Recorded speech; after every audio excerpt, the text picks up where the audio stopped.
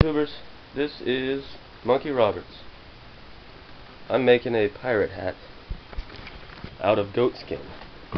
I watched a few videos on the internet from a guy that makes hats out of leather, and I took some of his advice and ordered myself a goat skin on the internet.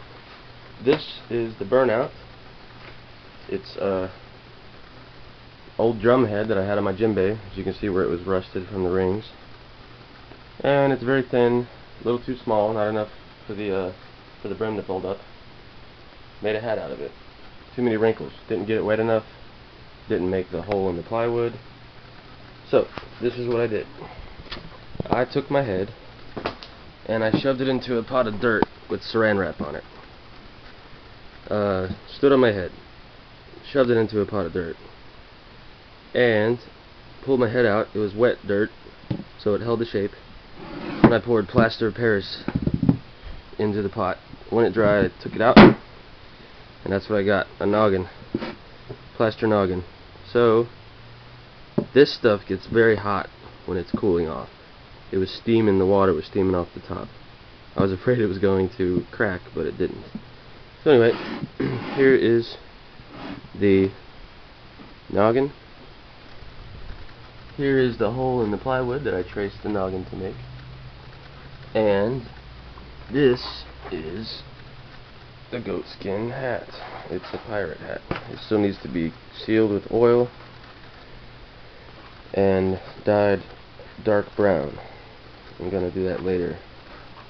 Just the outside, because I don't want the dye leaching into my hair.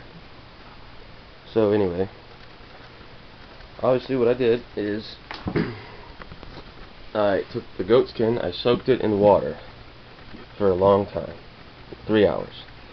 I tacked it down to this piece of wood around the edges, all the way around.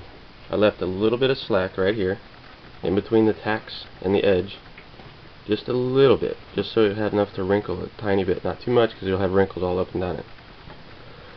Goatskin stretches pretty well when it's wet, so after it was tacked and flat across here, I put the whole deal down like a tortilla press right over top of that, and then I stood on it and it stretched up through the hole and around this. And then I screwed this board to the one underneath it and let it dry. After it was dry, I took it off, sewed up the edges, double seam. It's folded over twice at 1/4 inch. Folded over once and then sewn this messy line, and then folded it from here to there and sewed the neat line. So it's a little messy, but I like it. It's a pirate after all. Most pirate hats, these are up like this for the shape, and smooth, not wrinkled. I wanted it to look weathered and old, so I let them fall down while it was wet, held it in place, allowed all the wrinkles to form all around it. Same with the front. The crown or brim or whatever this is, the cap, is pretty smooth. No wrinkles, just smooth. These lines are where they scrape the hair off in Africa. So this is done with a razor blade on a probably freshly eaten goat for dinner. That's their food sometimes. This is just a strip of the dry hide, cut and then put through holes. I just cut little holes on the edge here, right here, and here, because in the pirate movie it's here. They have a little X right here. But if this is supposed to be waterproof, the rain will go right through those holes into your head. So that was just a Disney hat, and it's pretty neat anyway. I could have put the holes, just put the X through here and then tied the slack around the inside instead of cutting through this, but this works better for me. It looks a little goofy, but it's a bow I can untie it, and it's hard, so it won't untie by itself unless you really yank on it. So holds it up. If I ever need to adjust it, I can take this off. And I am gonna have to adjust this, just to let you guys know. Somewhat of a fail. I didn't leave it on this long enough for it to dry to the right size. It was pretty dry when I took it off. It was basically dry from here to here. This was all dry because it was exposed. This stuff that was still in here wasn't dry because it was protected from the weather. And I wanted it to be pliable so I could bend it and sew it, because you can't bend this stuff once it's dry. I mean, you can, but you can't bend it. It's like a dog treat. You know those leather dog treats? That's what it feels like. But even though it's hard and rigid, the shape fits your head perfectly. So, I mean, this is hard, but you can see it fits perfectly because it's molded from the freaking cast on my head. So even though it's hard, it fits good and doesn't feel uncomfortable. But this is shrunk a little bit. As you can see, it doesn't fit all the way down. Well, I'll take this up. It doesn't fit all the way down.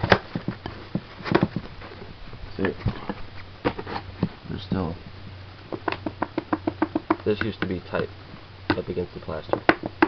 So, if you're gonna make one, you should leave it on here until the whole thing completely dries. Don't touch it at all for like a week. No, 2 days. 1 day. 1 day's good enough. Out in the elements. Take the board off after it stretches. Not before the crown dries though, because then it'll pull back off of it, because it wants to stretch flat. So as it shrinks, actually you need to leave it inside of this. This is my first time, so I'm not an expert, but come to think of it, you need to leave it in here, in this, and just hopefully the air will blow in between the two pieces of plywood enough to dry it. But otherwise, it's an awesome hat. I'm going to just get it wet again, because when I dye it, it's going to have to take some of the dye, so I'm going to get the inside wet by itself, plus I guess a little bit around here because this is all hard. And anyway, I'm going to get it wet again and try to shove it on here without that, because that's awesome for shoving on there, but I don't want to lose all these wrinkles. I could just redo it, take it all apart, get the whole thing wet, shove it back down, repeat the process except for let it dry completely before I take it off. But then all these fancy wrinkles that I got accidentally won't be there. I like it. Anyway, this is just paracord. This is what I use for tuning my drums. I just had some extra laying around. You can get like 500 feet of this on the internet for like $15–20. And it's really strong, 850 pound test. It has 4 cords in the middle that you can take apart and use for sewing. A lot of people like this stuff, see? There's 4 in the middle, some of them have 7. This one is 4. And the outside, once you empty it, it's a great shoelace. So, and it works good for tying hats together. It's versatile stuff. Anyway, I'm going to cut it short before 10 minutes. I got 1 minute left. So I'm going to put it on, show you guys how it fits.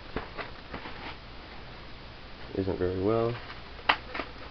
And there we go. It's a little high up. It looks alright. It's not bad. It just doesn't fit the way I want it to. You know, I'd rather it be all the way down to here, and so the rain can, you know, drip off my shoulders. That's what they're made for. The tricorn hats, if you look up the history of them on Wikipedia, they tell you that these ridges are like gutters for the rain to drip off your shoulders. So, thanks a lot to the people that posted on the internet some videos. The desert artist, he helped me out a lot. He makes loincloths and hats and all kinds of stuff out of leather. And I'll let you guys know how it turns out. I'm gonna sign off.